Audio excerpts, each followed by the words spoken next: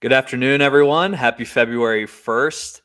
My name is Mark Dankenbring. I will be your host today on the ETR's NBA DFS injury reporting show here with Mike Gallagher, as always, one of the best injury diagnosis guys in the industry. So happy to be here with Mike, ringing in February. How are you doing today, Mike? Doing good. Yeah, it's February. We're out of January. January always a tough month. A lot of coaches listen to some pressers were talking about it. Mark Dagnall was like, "Oh, now that January is over, I could actually talk about how we went through it."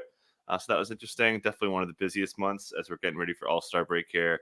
And yeah, the late scratches are a thing. We finally saw Embiid and Trey Murphy. Their teams get fined. We'll talk about that a little bit later. I've got some thoughts with the 75K on the Sixers and the 25 on Trey Murphy, which was egregious. Again, we'll get to that. But yeah, a lot of Q tags. Should be a somewhat quick show, but excited to get through it.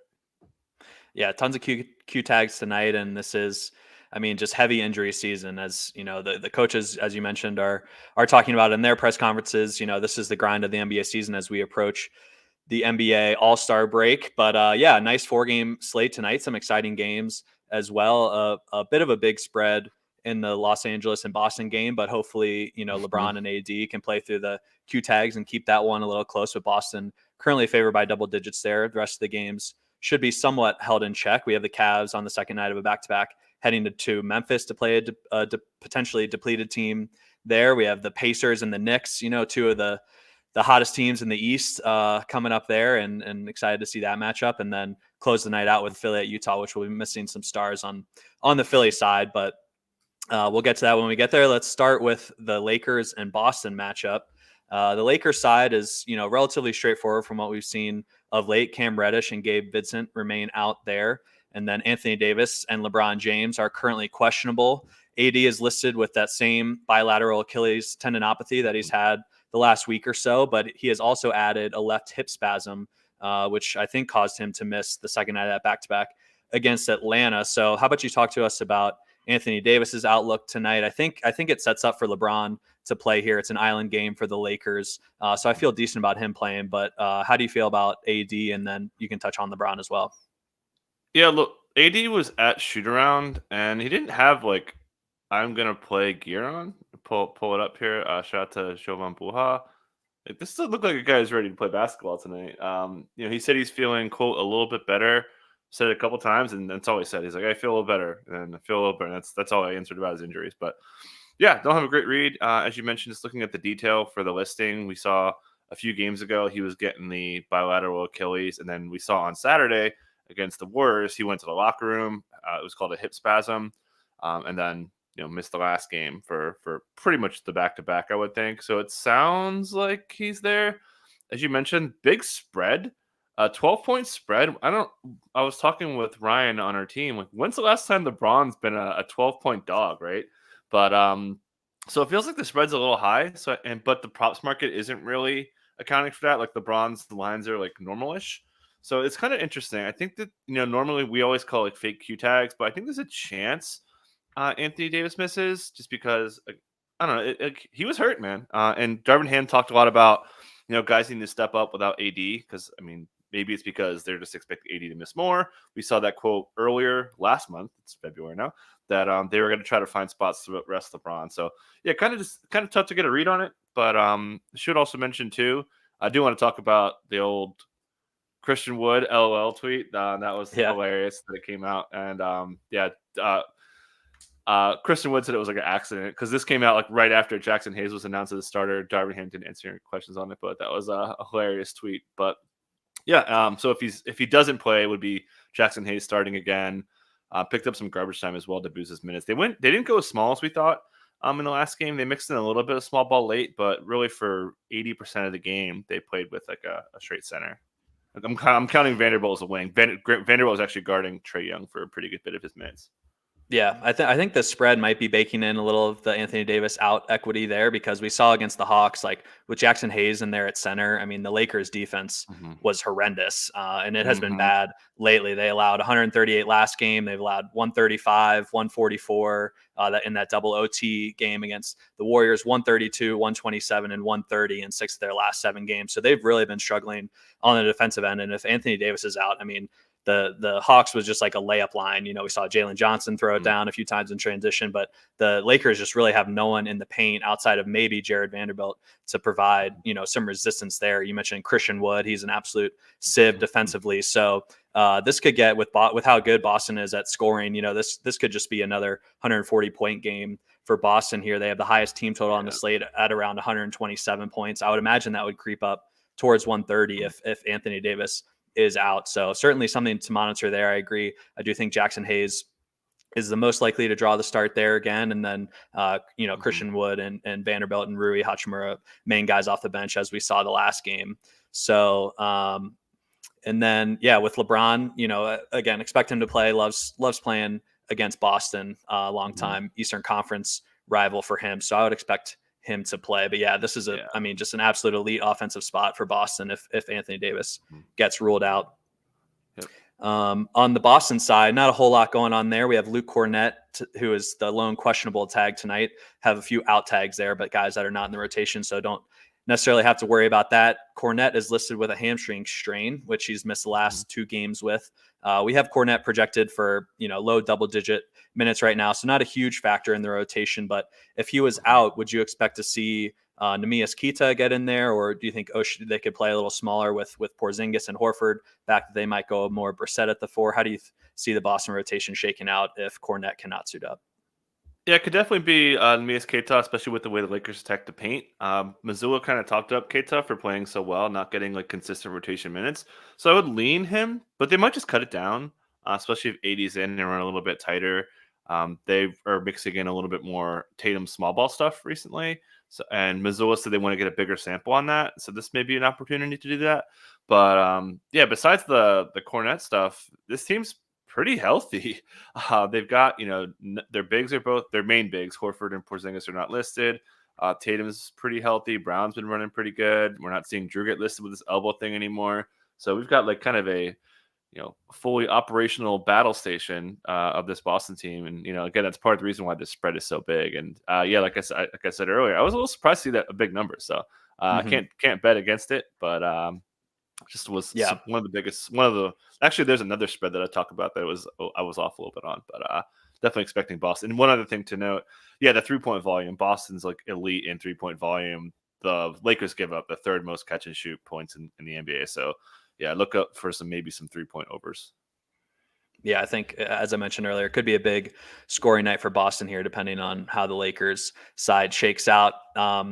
Another East Coast matchup tonight at the Garden with the Pacers and the Knicks. The Pacers are getting healthier here. They got Tyrese Halliburton back from his hamstring strain, but he was severely limited to 22 minutes last game, pulled out pretty much right at that marker, played 6 minutes in the 3rd quarter, was pulled, not very happy about it. And at that time was a close game.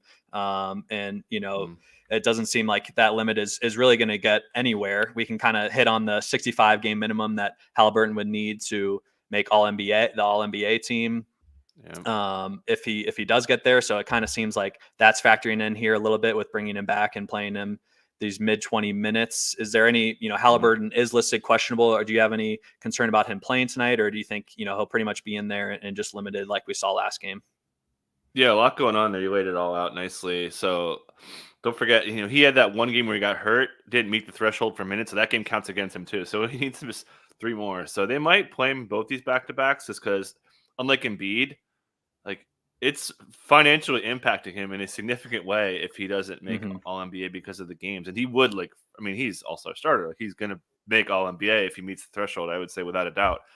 Maybe not without a doubt, but pretty likely.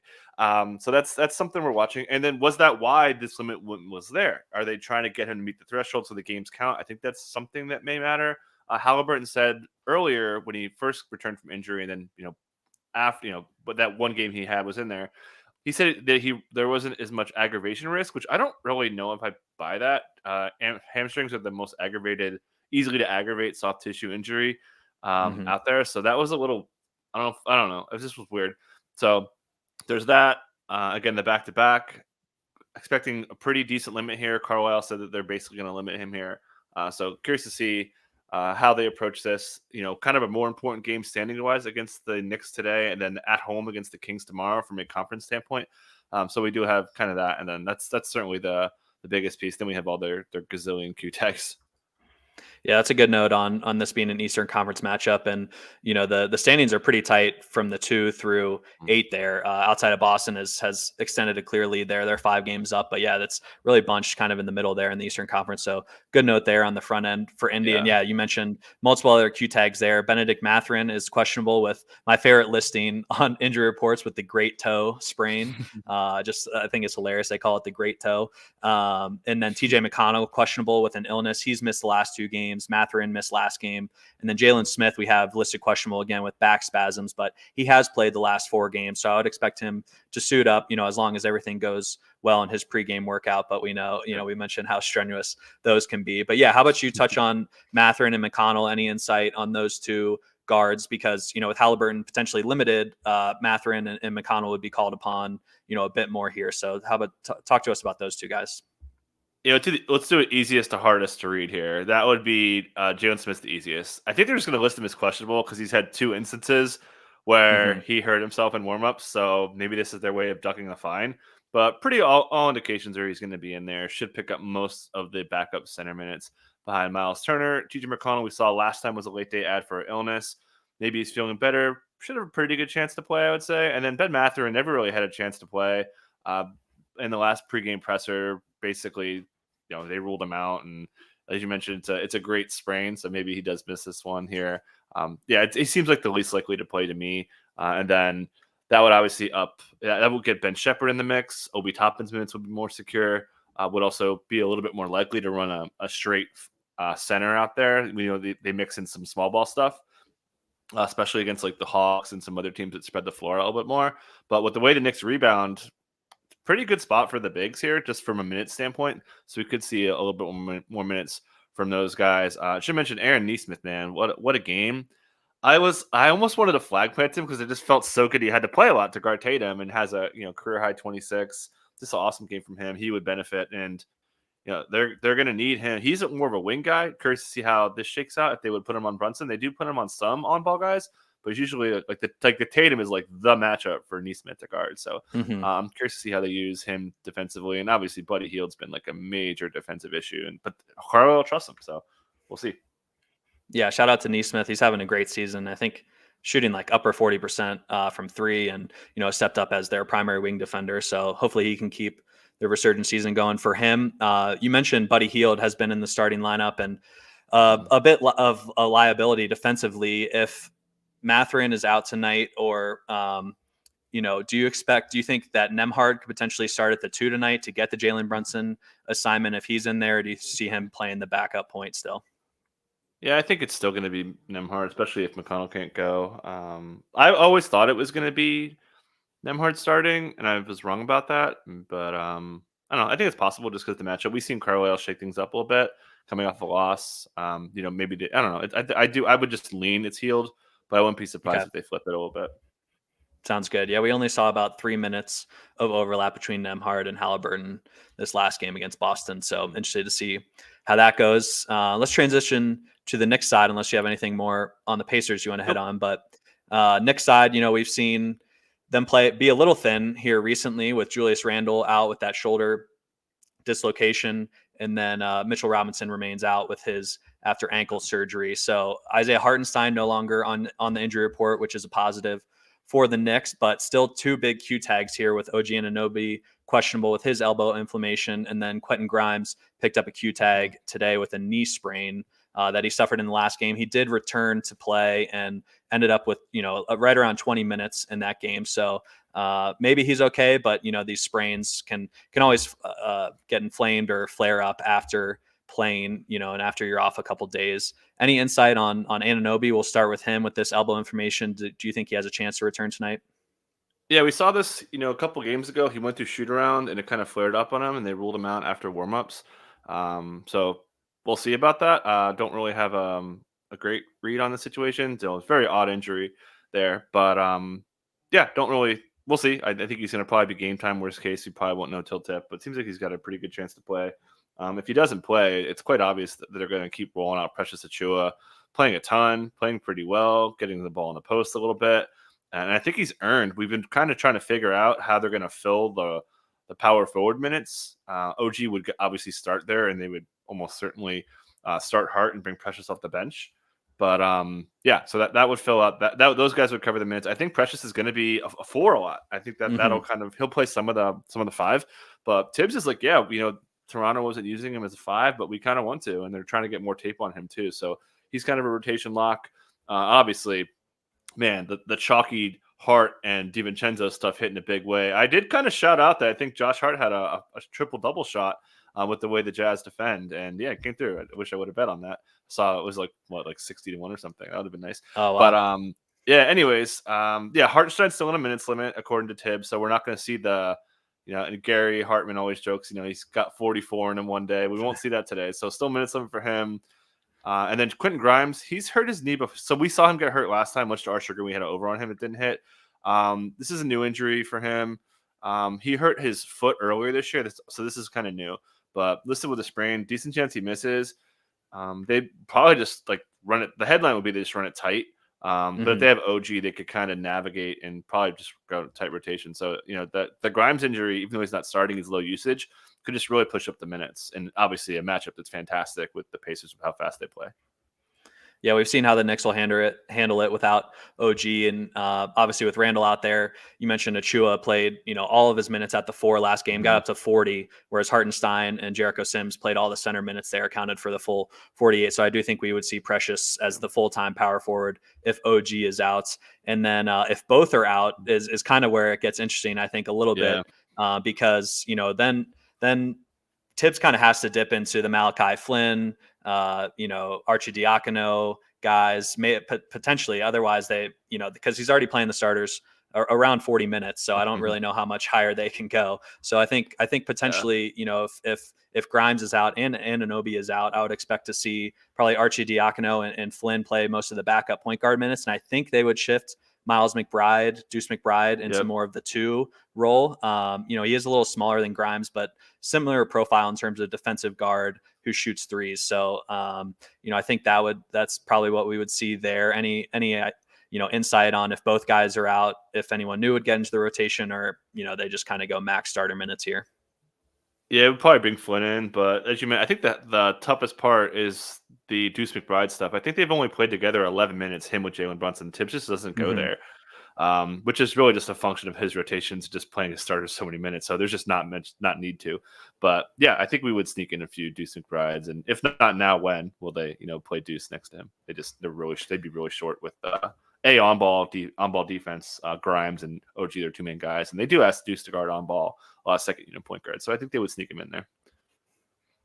Yeah, and with this, fastest matchup in the NBA against the Pacers, it'll be interesting to see how Tibbs manages this tight rotation if indeed OG or Grimes were to miss. Interested to see how that plays out. All right, let's move to Cleveland at Memphis. Cleveland is on the second night of a back-to-back. They have yet to file on the official injury report, but I am not expecting any surprises there. We still have Evan Mobley and Darius Garland working their way back from long-term injuries and into game shape, so they will most likely remain on low 20s minutes limits tonight, especially on the road against Memphis. The Cavs have a quick 2-game road trip against the Grizzlies and the Spurs, so hopefully we'll add to their recent strong run here. Any insight on the Cavs and anything new to add that, for an injury report that has not been filed yet? Yeah, we got a lot of detail from Bickerstaff on Darius Garland, who returned last night on a 20 to 24 minutes limit, as is Evan Mobley. I would think that limit sticks if they play. I've got concerns on both these guys playing in a back-to-back. I have a little bit more concern for Mobley coming off a severe knee injury that kept him kind of basically off the court for a really long period of time. So there's that. And then we got a little background on Darius Garland. Dink was kind of on this just because his jaw was wired shut. He wasn't allowed to lift or play ball until I think January 16th, when they removed the wire from his jaw to get him to, start eating foods and all that stuff. And then he wasn't cleared for basketball activities for a week. So 2024 cap on him. He'd be more likely to play to me just because there's not as much a re-aggravation risk. So I think he's got a chance to be out there. But yeah, Donnie Mitch just absolutely smashed, man. That was kind of the headline. And then, I forgot to mention Jared Allen. He was ill yesterday. And Bickerstaff had mentioned he only had a peanut butter and jelly sandwich yesterday, and my man goes out for 14 and 11, easy peasy. I said my man. That doesn't count as a fine. I hope not. No, you're I'm sure clean. someone will stare down. All right, I'm cool. He's on my 30-man team. So, anyways, but yeah, shout out to peanut butter and jelly sandwiches, for Jared Allen. So I think he may get a Q tag just because Bickerstaff said he was in really bad shape out there yesterday with his illness. Yeah, sounds good. And last night we saw Karis LeVert and Isaac Okoro close the game with Garland and Mobley on those minutes limits. So I'd expect a similar rotation tonight. We saw Dean Wade kind of take a back seat there as they,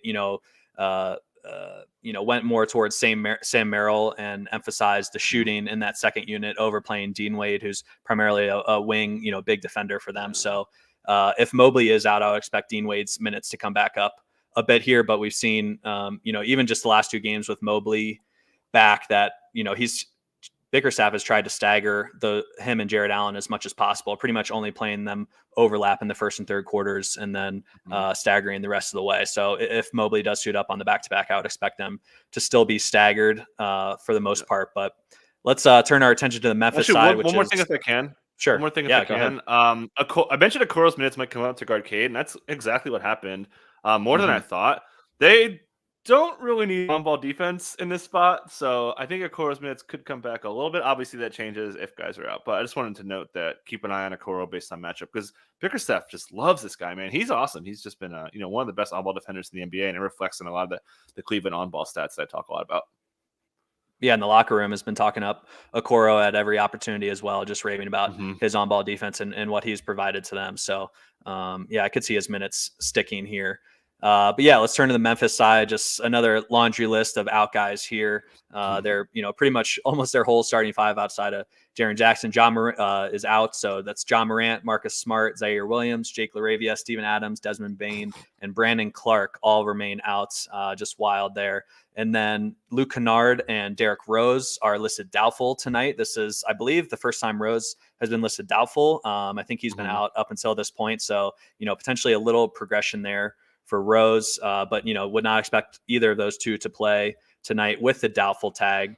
And then we also have some questionable tags to deal with John Conchar and Santi Aldama, both listed questionable. Aldama was a midday ad with tailbone soreness. So, unsure. Those midday ads are never ideal for, their chances of playing that night, but interested to see what happens with Aldama. And then Conchar is listed with that ankle sprain that he missed the last game with. So, the Grizzlies here have signed some reinforcements. They signed Matthew Hurt before last game. He ended up playing 23 minutes. And then they signed 2 more guys to a 10-day contract, Trey Jemison, and then Tosan Ebwoma, which you dropped the pronunciation. There's some V's and B's and W's in there that don't get pronounced, but I think we got that down. So talk to us about the Grizzlies here. Do you think the Q tags are going to be in? Do you expect Matthew Hurt to get minutes? What should we expect from the Grizzlies tonight? Yeah, shout to you for the pronunciation. My man doesn't even have a number yet on the Grizzlies roster page. Tucson Iwoma, a Princeton guy. I'm from Princeton Junction, so shout out to the Tigers. But yeah, man, this is ridiculous. Like, we've got such a laundry list. Santi Aldama, I think he may have hurt himself late. We were actually under on him that we eked by because he lost about a minute. I think he fell under the basket, and late day tag, not great. So he could certainly miss. The question is, to me, when we were going minutes, did Scotty win this job? Did Scottie Pippen win this starting point guard job? And I kind of lean he did. I think he's done enough. This team needs handling. They've been using Vince Williams to bring up the ball a lot, and it's kind of weird. You would never think, about a week ago, even 2 weeks ago, you were like, oh, Vince Williams bringing the ball up. What are you smoking? It's like pure garbage time. No, this is first quarter Vince Williams running the offense stuff that we were seeing last month. I got to get used to saying that. I've been doing good though.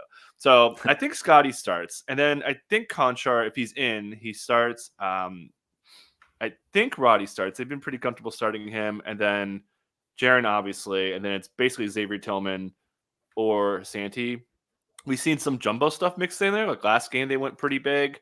They have run that triple big lineup at times. Like they've slotted Santi as a small forward at times. But yeah, that's the big question: is how much is Scottie Pippen Jr. going to play? And then we'll see if the other guys sneak in there with all these. This is just a ridiculous situation overall. But they've got the bodies. They've got the 10 days there. We saw Matt Hurt pick up a pretty good amount of minutes. GG should play a bunch. But yeah, this is one of the biggest injury reports we've seen ever this time of year. This is like full on last week of April stuff. For sure. Oh, there's Anthony And Davis what happened? and LeBron. Anthony They're both Davis out. and LeBron out. Yep. Wow. Knew that spread Okay, looked well big. let's wrap up. Let's wrap up Memphis, and then we can talk through Yeah. that a little bit.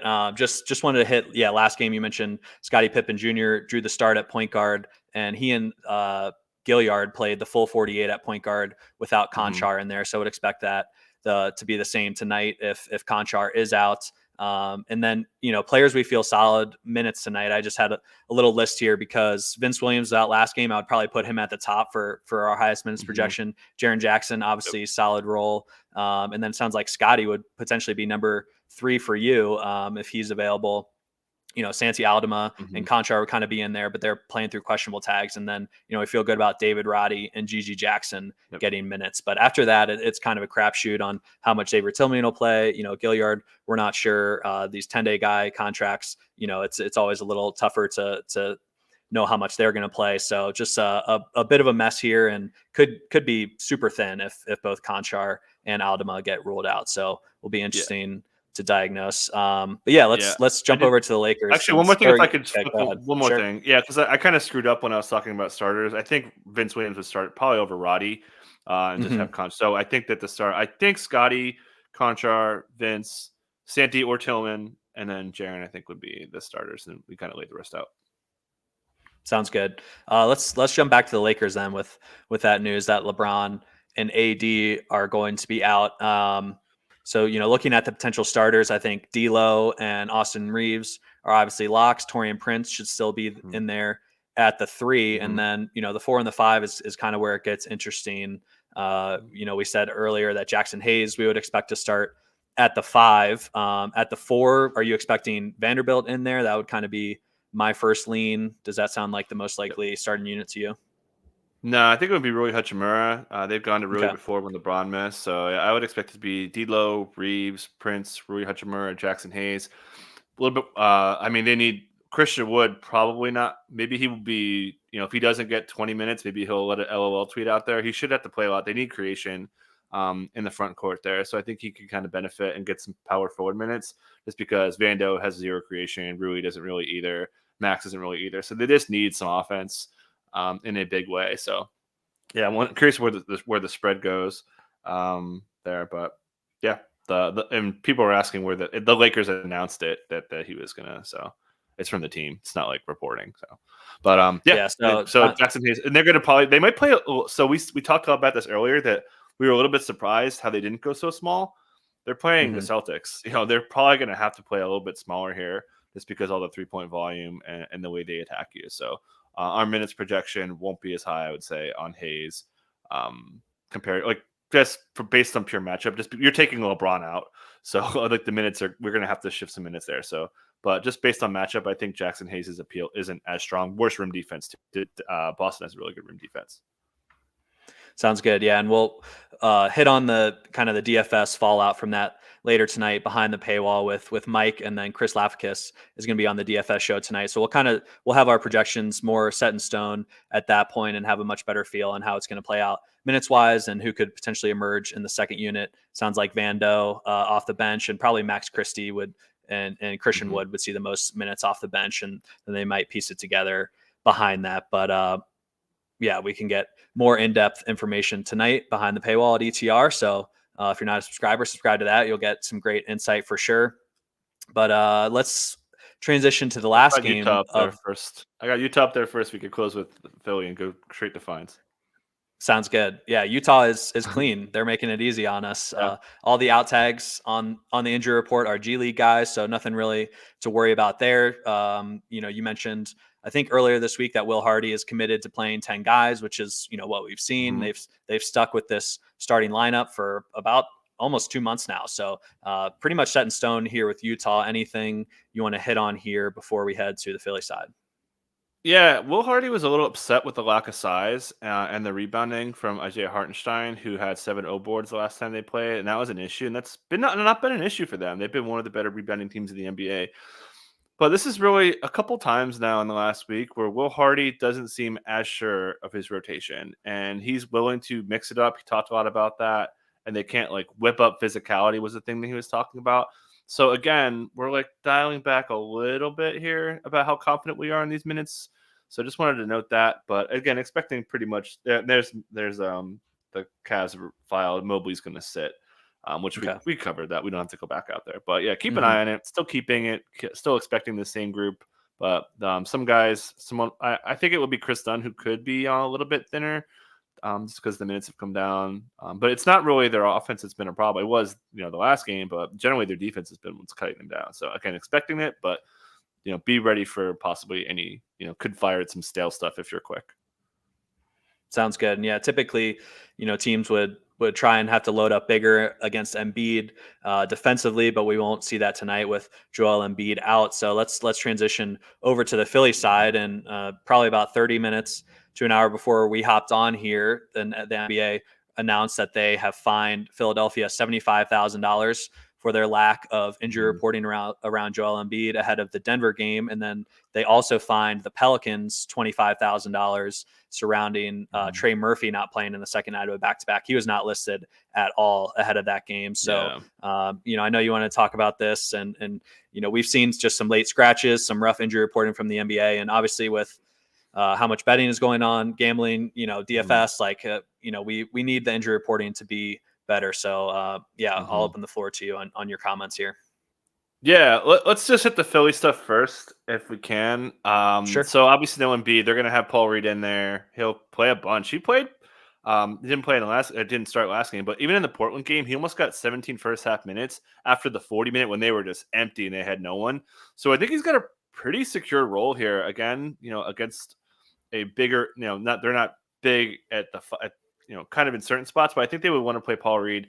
Pretty good minutes. Tyrese Maxey. Q, he's been missing time. Obviously, Patrick Beverley's picked up a pretty big role. And then Marcus Morris also doubtful from this plantar fascia thing that he's been dealing with for over a week. So interested to see how that works out. And then there's other questions we have to answer. Did KJ Martin and did Jane Springer earn more minutes? Nick Batum also questionable. That's kind of why those guys got more minutes. I don't know. I thought Springer looked pretty good. His minutes have been really cut down because of an ankle thing that's limited him. But and then how many more minutes could Kelly Oubre play? Did they play Patrick Beverley next to Maxey? Because you're inserting Maxey if he plays, almost 40 minutes. So some guys could certainly feel a little bit of the squeeze. Yeah, how do you feel about Maxey returning tonight? Because that's a big minutes chunk, as you mentioned, that would be eaten up by Maxey. We would project him for 37, 38 at least. Mm-hmm. Yeah, I don't think they would put him out there at less than 100. So we'd probably take like a minute and change off him. But yeah, we'll see. Should get an update on him. It's actually I take that back. We won't get an update on him. It's the 76ers, which I guess I could bring that into the fine conversation. It's funny. They're like, oh yeah, the Sixers have a history. Like, pull up a calendar. Like, that's their history. Every day. Every day I have the 76ers social on my freaking notifications, and I get all these stupid, all these gang, block party, whatever. Like Wallpaper Wednesday, I get that on my phone just so I can get the Philadelphia starting lineup. That's the only information I could get. They're not going to tell you anything. They don't tag Tobias with illness. They don't tag Embiid with stuff. They don't tag They don't tag Jaden Springer when he has an ankle thing in a back-to-back. They didn't tag him there. How many? What are we doing here? They're not going to change. They should have fined him like $1 gazillion. Like, suspend him. I don't know. This is just it is obnoxious And last week on the show, we had Philly on, and Marcus Morris was listed questionable with this plantar fasciitis. Said he's doubtful for tonight, and he basically came out and said, I'm not playing tonight. The pain is too great. Yet he was still listed he was listed probable. He was listed probable. And we were saying how that was completely fake. So it is pretty egregious. I don't know if we had a probable tag. We had a probable tag on Marcus Morris, and we had him out of projections. Just for you guys, like behind the curtain a little bit. We have to feel about 75% sure that guy's going to miss to take him out. He was probable if we took him out of projections, which it's wild, man. I just can't. This isn't a Nick Nurse thing. This isn't a Doc Rivers thing. We make jokes about Doc all the time. This is a Sixers thing, and they're not going to change. And one of these days, I want to do like a shadiest injury reporting pod, and without a doubt, Philly is number one. And they're so bad, and they're not going to change. And we just have to deal with it. That's what we have to roll with. The Pelicans, on the other hand, this was kind of unique. They're pretty good at injury reporting. It's annoying how they tweet out, you have to click a link to see their injury report sometimes, but that's besides the point.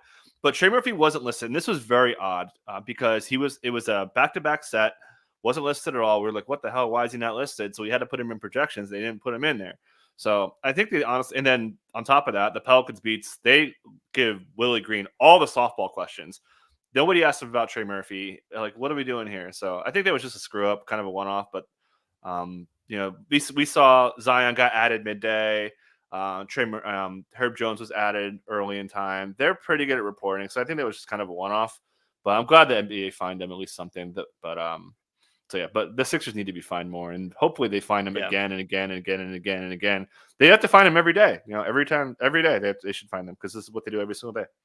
Yeah, and unfortunately, $75,000 probably isn't going to do much. So hopefully, there are some repeat offender fines, that continue to come, as you mentioned. I will put you on the spot here because this is a late game on the 4-game slate. There's an hour and a half gap. Do you have a percentage on that you'd put on Maxey to play, because that will be relatively pivotal on a smaller DFS slate?